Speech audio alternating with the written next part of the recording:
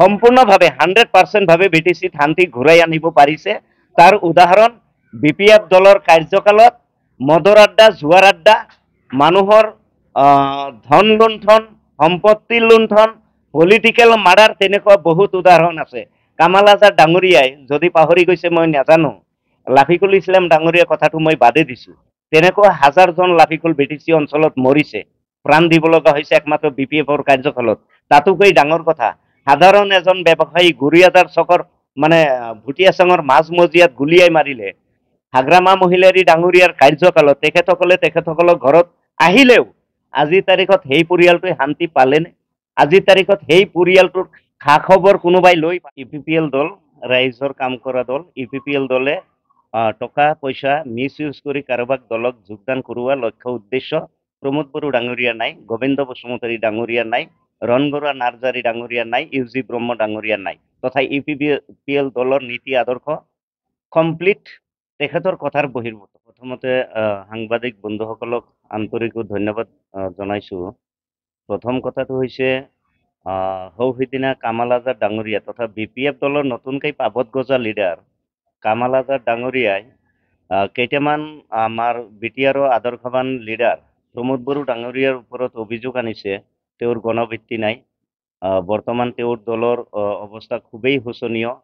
এইবিলাক বিভিন্ন ধৰণৰ অভিযোগ আনিছে। প্ৰথম কথাটো হৈছে তেওঁ যিটো দলত যোগদান কৰিছে, ইউপিপিএল দলৰ নাম কটা চিপাহী, তেওঁ যিটো দলত যোগদান কৰিছে সেই দলৰ বৰ্তমান অক্সিজেন নোহোৱা এটা দল আৰু মেৰুদণ্ডহীন, যিটো মানে ৰাজহাৰ নাই, ৰাজহাৰ নথকা মেৰুদণ্ডহীন এটা দলত যোগদান কৰি প্ৰমোদ বড়ো ডাঙৰীয়াৰ ওপৰত মানে বিভিন্ন ধৰণৰ অভিযোগ তুলিব বিচাৰিছে। প্ৰথম কথাটো হৈছে প্ৰমোদ বড়ো ডাঙৰীয়া আজিৰ তাৰিখত বিটিআৰ অঞ্চলত গণভিত্তি আছে না নাই, ৰাইজৰ মাজত তেখেতৰ আস্থা বিশ্বাস আছে না নাই, এইটো তেওঁৰ পৰা আমাৰ জানিব লগা একো নাই। কাৰণ আজিৰ তাৰিখত বিপিএফ দল হৈছে মেৰুদণ্ডহীন এটা দল, যিটো দলৰ বৰ্তমান পজিশ্যনত কোনো ধৰণৰ অস্তিত্ব নাই। অস্তিত্বৰ সংকটত ভুগি বিভিন্ন ধৰণৰ মন্তব্য তেখেতসকলে মানে আগবঢ়াই আছে। ইয়াত আমাৰ কোনো অভিযোগো নাই, ক'ব লগাও নাই। কামাল আজাদ ডাঙৰীয়াই কি কৈছে নকৈছে তাত আমাৰ কোনো ধৰণৰ তেখেতৰ ওপৰত ক'ব লগা আমাৰ একো নাই। কাৰণ মেৰুদণ্ডহীন দলৰ লিডাৰে যদি চৰকাৰত থকা, চৰকাৰ চলাই যোৱা দলক আঙুলি টুৱাই কথা ক'ব বিচাৰে, নিশ্চয় ৰাইজে জানে। আৰু বিপিএফ দলটো বৰ্তমান পজিশ্যন বিটিচি অঞ্চলৰ ৰাইজে 100% জ্ঞাত কিটো পজিশ্যনত আছে। আৰু আপোনালোকে দেখিবলৈ পাব, যিটো তেখেতসকলৰ নেতাসকলে ভাষ্য প্ৰদান কৰিছে 2025 চনত যিটো বিটিচি নিৰ্বাচন হ'ব, এই নিৰ্বাচনত হাগ্ৰামা মহিলাৰী ডাঙৰীয়া পুনৰবাৰ নেতৃত্ব বহন কৰিব বুলি যিটো কৈছে, এইটো আচলতে মানসিক ভাৰসাম্য তেখেতসকলৰ লিডাৰসকলে হেৰুৱাই পেলাইছে। আৰু মইতো ভাবো হাগ্ৰামা মহিলাৰী ডাঙৰীয়া চৰকাৰ 2025ত কোকৰাঝাৰ নহয়, তেজপুৰতহে হ'ব। গতিকে আজিৰ তাৰিখত যদি কোনোবাই ক'ব বিচাৰে যে মেৰুদণ্ডহীন দল এটাই বিটিচিত চৰকাৰ গঠন কৰিব, যিটো দলৰ বৰ্তমান অস্তিত্বই নাই, যিটো দলৰ কোনো পজিশ্যনেই নাই, অকল জেনেৰেল সমষ্টি 2-3টাত অকণমান উৎপাত দেখালেই সেই দলৰ আস্থা আৰু কিবা নুবুজায়। গতিকে এই কথাটো মই কৈছো। আৰু কামাল আজাদ ডাঙৰীয়াক মই অনুৰোধ কৰিব বিচাৰিছো আজিৰ এই সংবাদমেলৰ জৰিয়তে যে আপুনি কথা কোৱাৰ আগতে কোনটো জাগাৰ পৰা আপুনি আহিছে, কোনটো জাগাত আপুনি আছিলে, যি দুৰ্নীতিৰ কথা কৈছে, আপুনি যিটো সময়ত ইউপিপিএল দলত যোগদান কৰিছিল, কেনেকৈ আহিছিল, কেনেকৈ ইউপিপিএল দলৰ পৰা নাম কটা চিপাহী হিচাপে টাইটেল আপুনি পাইছে, সেইটো আপুনি নিশ্চয়কৈ জানে। গতিকে কথাবিলাক অভিযোগ আনাৰ আগতে নিজকে এবাৰ ভাবি চাব আপুনি কোনটো জেগাত আছে। আৰু যিটো মেৰুদণ্ডহীন দলত আপুনি বৰ্তমান আছে, এই মেৰুদণ্ডহীন দলে বিটিচিত চৰকাৰ কৰাটো দূৰৰে কথা, ইউপিপিএল দলৰ লগত টক্কৰ দিব পৰা আজিৰ তাৰিখত বিটিচিত কোনো ৰাজনৈতিক দল নাই, আৰু মই ভাবো ভৱিষ্যতেও নহয়।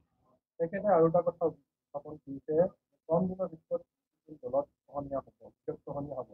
সঁচাকৈ ইউপিপিএল দলত দলীয় আচলতে কামাল আজাদ ডাঙৰীয়াই মানসিক ভাৰসাম্য হেৰুৱাইছে। তাৰ কাৰণ ডুবা নাৱত কোনেও ভৰি নিদিয়ে। আজিৰ তাৰিখত BPF দল হৈছে ডুবানাও। হাগ্ৰামা মহিলাৰী ডাঙৰীয়াৰ কোনো ধৰণৰ অস্তিত্ব নাই।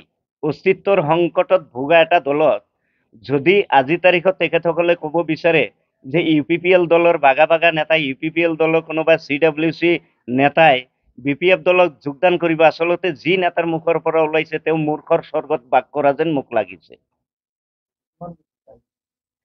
UPPL দল ৰাইজৰ কাম কৰা দল। UPPL দলে টকা পইচা মিছ ইউজ কৰি কাৰোবাক দলক যোগদান কৰোৱা লক্ষ্য উদ্দেশ্য প্ৰমোদ বড়ো ডাঙৰীয়া নাই, গোবিন্দ বসুমতাৰী ডাঙৰীয়া নাই, ৰণবৰুৱা নাৰ্জাৰী ডাঙৰীয়া নাই, UG ব্ৰহ্ম ডাঙৰীয়া নাই, তথা UPPL দলৰ নীতি আদৰ্শ কমপ্লিট তেখেতৰ কথাৰ বহিৰ্ভূত। কোনো ধৰণৰ তেনেকৈ এজেণ্ডাই নাই। কোনোবাই ভাল পাইছে UPPL দলত আছে, কোনোবাই ভাল পোৱা নাই কালি গুচি যাব, সেইটো তাৰ পাৰ্চনেল মেটাৰ। এতিয়া কথাটো হৈছে তেওঁলোকে অভিযোগ আনিছে যে UPPL দলৰ বাগা বাগা নেতাক হৈ যাব।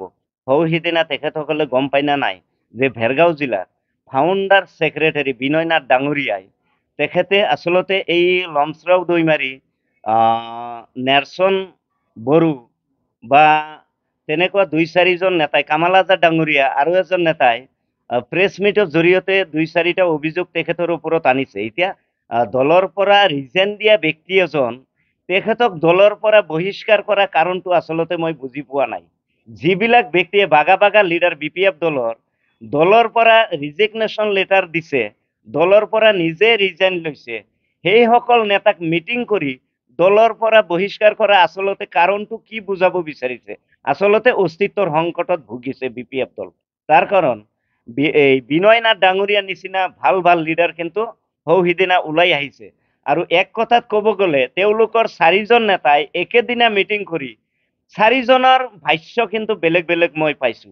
কাৰণ আজিৰ তাৰিখতো যদি ভিডিঅ'টো কোনোবাই বিচাৰে নিশ্চয় মোৰ তাত আছে, পাব যে তাত নেৰচন বড়োই কি কৈছে, লমচৰাও দৈমাৰীয়ে কি কৈছে, কামাল আজাদ ডাঙৰীয়াই কি কৈছে আৰু তেখেতসকলৰ অইন এজন নেতাই কি কৈছে, 4জনৰ বক্তব্য 1% মিল নাই। 4জনে 4 ধৰণৰ কথা কৈছে।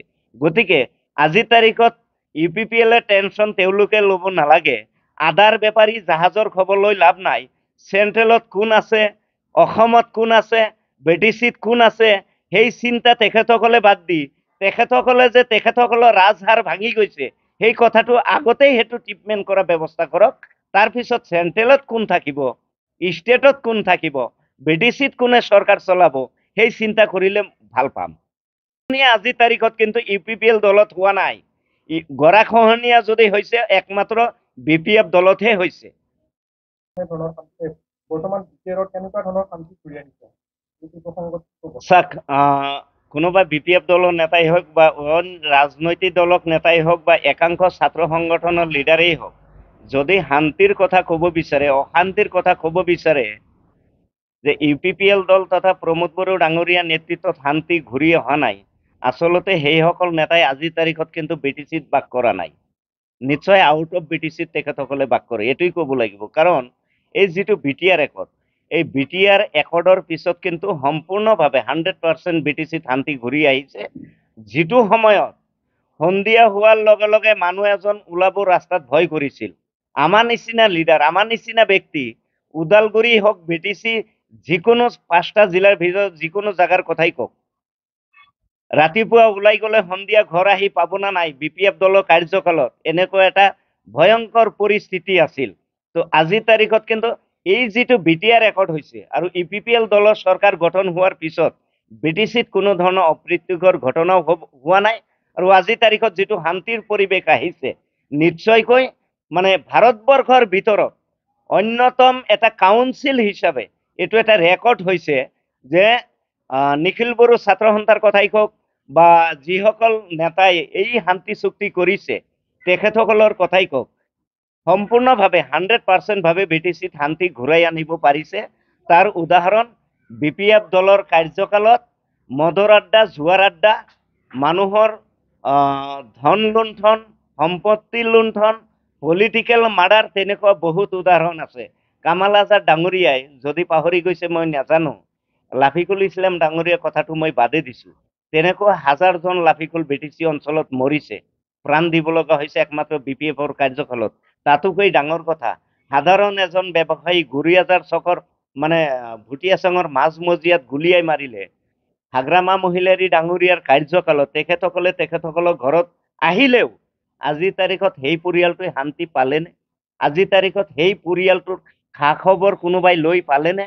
আমাৰ BPF দলৰ এই চেলা চামুণ্ডাই আজিৰ তাৰিখত ক'ত লুকাই আছে? সেই ফেমিলি সেই পৰিয়ালৰ মানুহ যে চেন্নাইত গৈ কাম কৰিব লগা হৈছে, ছোৱালীজনী ক'ত আছে? বোৱাৰীজনী ক'ত আছে? বাকী সৰু বাচ্চা এটা ক'ত আছে?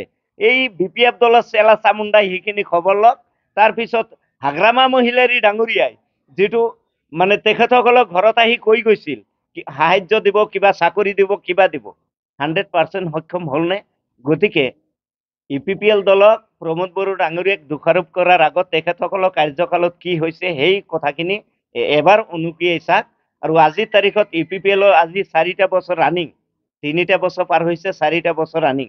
এজন মানুহ দেখাই দিয়ক যে পলিটিকেল মাৰ্ডাৰ হৈছে, এজন মানুহ ৰাতি 2টা বজাত কৰবাত গৈছে, তেওঁ হাৰাশাস্তিৰ সন্মুখীন হৈছে, এই বস্তুখিনি দেখাই দিয়ক। আৰু যিটো মাটি বাৰীৰ কথাটো প্ৰত্যেকবাৰে অভিযোগ আনে BPF দলৰ একাংশ চেলা চামুণ্ডাই, যিটো অভিযোগ আনে যে UPPL দলৰ কাৰ্যকালত মাটিৰ ভূমিৰ যিটো অধিকাৰ খৰ্গ হৈছে, আচলতে UPPL দলৰ কাৰ্যকালত ভূমি অধিকাৰহে মানুহে পাইছে, সম্পূৰ্ণভাৱে নাপালেও 90% মানুহে ভূমি অধিকাৰ পাইছে। আৰু BPF দলৰ কাৰ্যকালতহে এই অধিকাৰ পোৱা নাছিল। তাৰ কাৰণ হাগ্ৰামা মহিলাৰী ডাঙৰীয়া 2018 চনৰ এটা বাইট চালেই গম পাব যে এজন চাৰ্কুল অফিচাৰে এজন জেনেৰেল মানুহৰ মাটি নামজাৰি কৰি দিয়াৰ কাৰণে তেওঁ চাৰ্কুল অফিচাৰে সেই চাৰ্কুলৰ পৰা অব্যাহতি তথা পানিছমেণ্ট ট্ৰেন্সফাৰ ল'ব লগা হৈছিল। গতিকে সেই দলৰ নেতাই, সেই দলৰ চেলা চামুণ্ডাই যদি আজিৰ তাৰিখত ৰাইজক প্ৰটেকশ্যন দি কিবা কথা ক'ব বিচাৰে, এইটো আচলতে এটা পলিটিকেল এজেণ্ডাহে, তাৰ বাহিৰে একো নহয়।